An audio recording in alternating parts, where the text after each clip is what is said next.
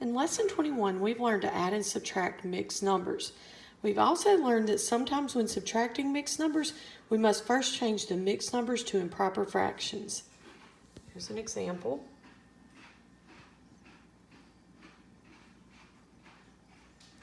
And we've also learned that sometimes we get an answer in improper fraction form, so we change that answer back to mixed number form.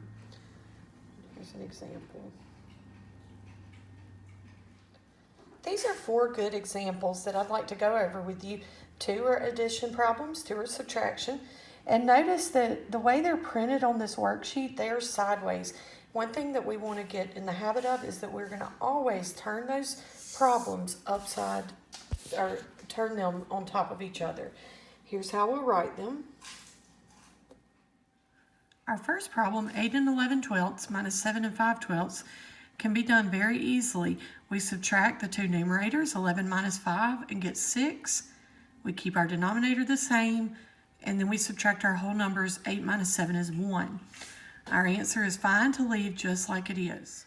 Our next problem is addition, and when we add our 2 whole numbers, we get 2 plus 3 is 5. When we add our 2 fractions, we get 7/5.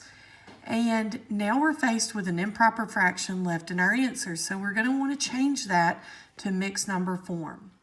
First, we change 7/5 to 1 2/5. We do that by dividing the bottom into the top.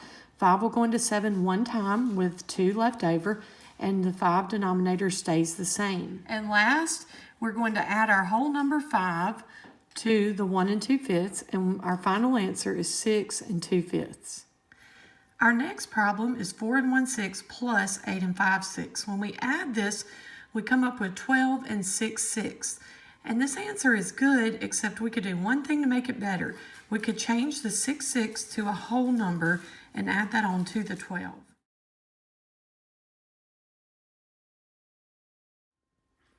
Now we're to our last problem, which is subtracting, and we notice we're faced with 1/4 minus 3/4 in the fractions. And we know we can't do that because 1/4 is smaller than 3/4.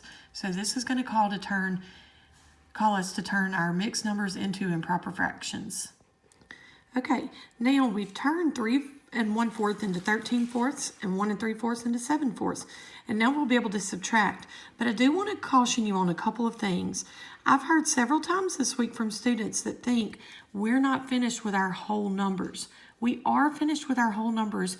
We're finished using them when we turn them into improper fractions because we incorporated the whole numbers into our changing. So remember, at this point, we're done with 3 and 1/4 and 1 3/4. This is all we have left. And now we can subtract. We get 6/4 as an answer, but that's still improper. So we're going to turn that into 4 will go into 6 one time, remainder 2, and that will be our final answer.